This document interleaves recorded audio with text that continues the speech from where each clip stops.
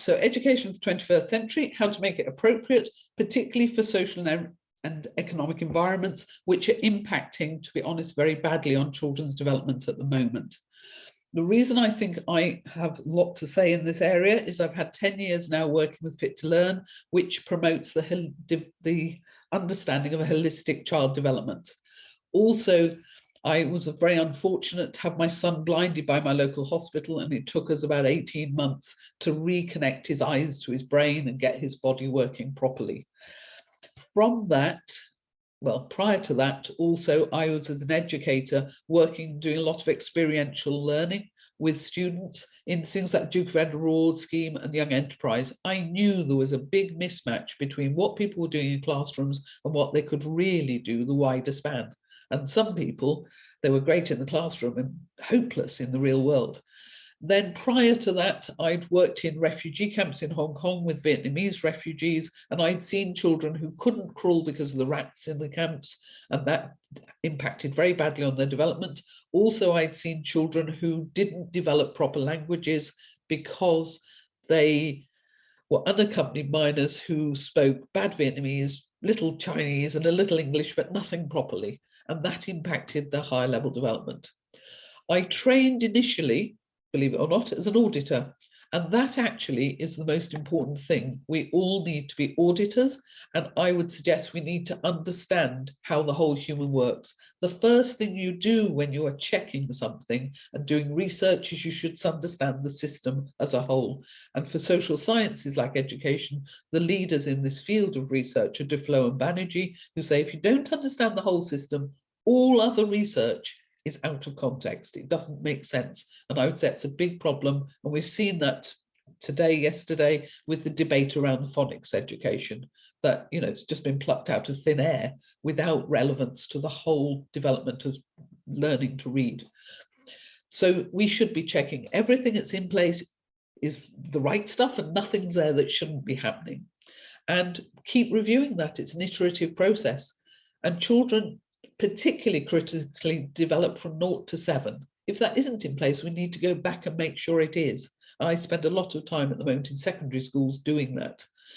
But I also work a lot with adults who find life too stressful because they're missing this first 7 years. So the research I suggest that I think is very useful for education is in fact evolutionary anthropology, and that the leaders in this field are people like Simon Hagan, who are saying they've looked at big data and they're getting, oh, diseases are falling, dramatic change, but mental health is exploding in modern life. Why? What is going on? And I realize this is an autistic sponsored debate, but in fact, I'd like to suggest to you that actually genetic causes are rare, and that there are other factors that we need to think about. So adverse situations like wars, like very traumatic domestic environments, can stunt a child's development. So we need to have a strategy to sort that out. Aging is a big issue, according to Simon Hagan, but we know from the long-term Glasgow studies that if a child's well developed at 11, that at 60, they're still well developed. That the worse your development is when you're young, the more rapid your decline is later. And then the important thing I want you to think about is the mismatch between our ancestral environment and our current environment. We are hunter-gatherers. We are not designed to be living in squalid, small, dark flats. We're not designed to sit at flat desks for hours. We are designed to be hunter-gatherers.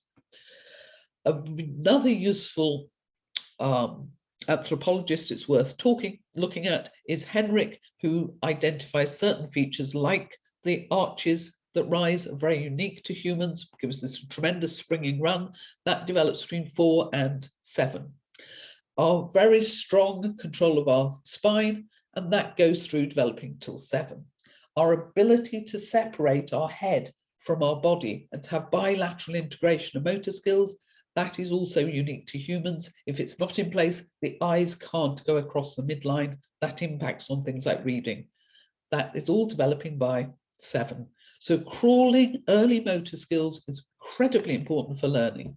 When it's not in place, it affects even elite athlete performance. So you can see with Murray, his erratic performance is because unlike Mo and Farah, whose movement is forwards and backwards with the arms, Murray goes across his body. That's caused huge wear on his hips and means that he dropped out yesterday, I think, from his tennis performance.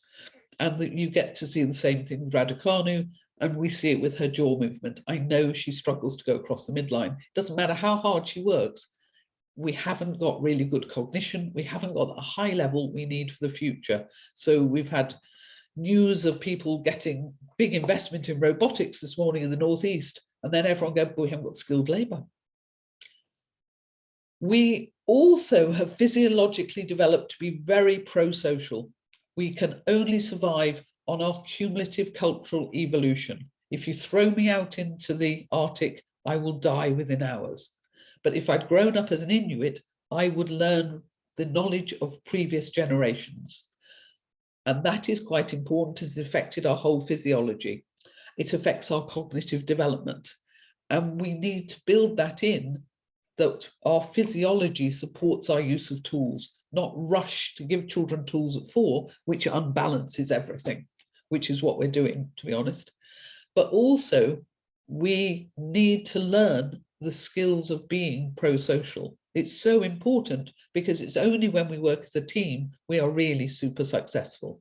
So very, very important to get those social skills in. So being in tune, reading body language, non-verbal communication, seeing patterns, trusting and sharing values, having really good memory, it is really important. So having excellent sound processing, having excellent visual processing, so you've got good auditory memories, you've got good visual memories, and it's not disrupted by poor development. So the data, as I said, postural control comes in at 7. Bilateral integration comes in at 7. If it doesn't come in, you can't understand a concept as a whole. Sound processing changes quite dramatically during the first 7 years. However, you must be aware, because of our modern lifestyles, 80% of children under 3 get inner ear infection, and they need an intervention to get their ears working properly.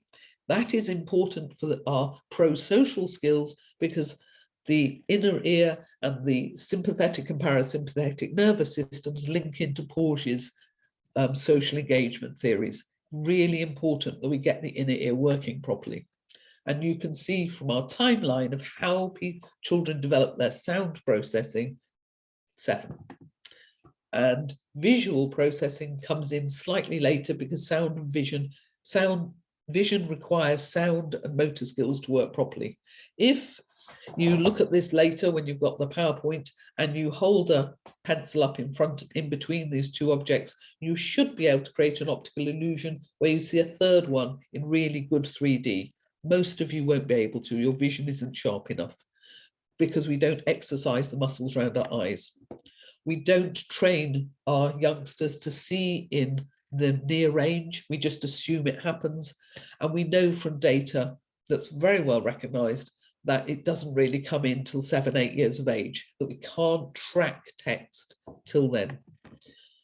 On top of that, we've got a lot of mouth breathers. We need to teach them to breathe through their nose. We've got very anxious lifestyles. We don't eat very good food, and we've got a lot of sleep problems. It's all biological.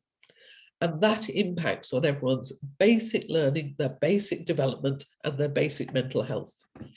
So accompanying this exciting lecture, I'd sent over to Felicia a list of my videos showing people how they can go step by step through to support good human development.